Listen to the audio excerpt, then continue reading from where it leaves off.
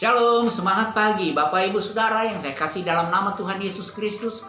Mari kita lihat bersama-sama dalam Injil Lukas pasal yang ke-7 ayat 44 sampai dengan 46. Demikian firman Allah. Dan sambil berpaling kepada perempuan itu, ia berkata kepada Simon, "Engkau lihat perempuan ini. Aku masuk ke rumahmu, namun engkau tidak memberikan aku air untuk membasuh kakiku. Tetapi ia membasuh kakiku dengan air mata dan menyekanya dengan rambutnya. Engkau tidak mencium aku, tetapi sejak aku masuk ia tiada henti-hentinya mencium kakiku. Engkau tidak meminyaki kepalaku dengan minyak, tetapi dia meminyaki kakiku dengan minyak wangi."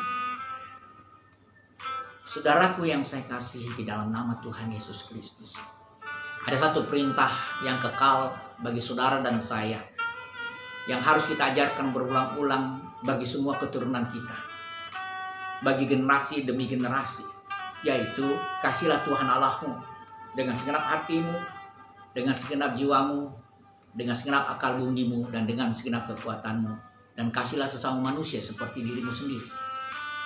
Nah, saudaraku yang saya kasih di dalam nama Tuhan Yesus Kristus, dalam bagian firman Tuhan ini kita bisa melihat bersama-sama ada satu hal yang dilakukan oleh perempuan ini yang tidak dilakukan oleh kebiasaan orang-orang pada waktu itu.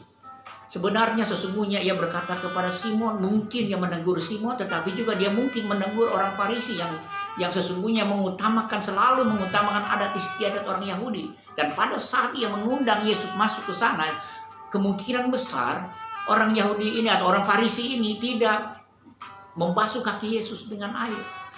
Tetapi kita bisa melihat di dalam bagian firman Tuhan ini, ini adalah satu hal yang menarik untuk kita bisa lihat, bahwa perempuan ini dari sejak ia masuk, ia sudah datang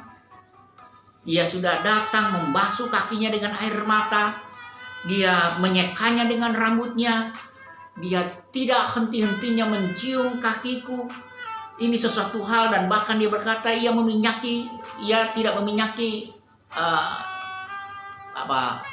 Petrus tidak meminyaki kepala dengan rambut, tetapi dia meminyaki kakinya dengan luar biasa. Saudaraku yang saya kasih di dalam nama Tuhan Yesus Kristus, jika engkau sungguh sudah mendapatkan kasih Allah yang melimpah dalam hidupmu, biarlah kita juga bisa belajar seperti perempuan ini. Jadikan suatu tradisi atau kebiasaan yang sangat baik. Kita punya hubungan yang sangat baik kepada Tuhan.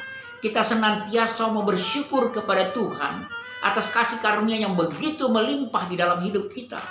Demikian Rasul Paulus pun mengajar kepada jemaat-jemaat. Oleh karena rahmat Tuhan yang melimpah dalam hidupnya, yang melayani Tuhan. Oleh rahmat Tuhan yang melimpah dalam hidupnya, ia mengakhiri hidupnya dengan rasa syukur yang berlimpah. Karena itu saudaraku yang saya kasihi, kita merasakan dari hari ke hari. Jadikan satu kebiasaan bagi kita, bahwa sesungguhnya kita hidup oleh karena kasih karunia Tuhan. Agar kita di dalam setiap situasi yang berubah-ubah dalam hidup kita senantiasa bisa bersyukur. Mungkin tidak selamanya kita ada dalam kesuksesan hidup. Mungkin saat ini kita ada dalam kesusahan yang hebat. Tetapi kalau kita ingat bagaimana Tuhan sudah melimpahkan rahmat-Nya yang besar bagi kita, satu perkara yang sangat-sangat rohani, yaitu sesungguhnya di dalam Dialah kita mendapat pengampunan penuh, kasih yang luar biasa. Kita mau senantiasa bersyukur.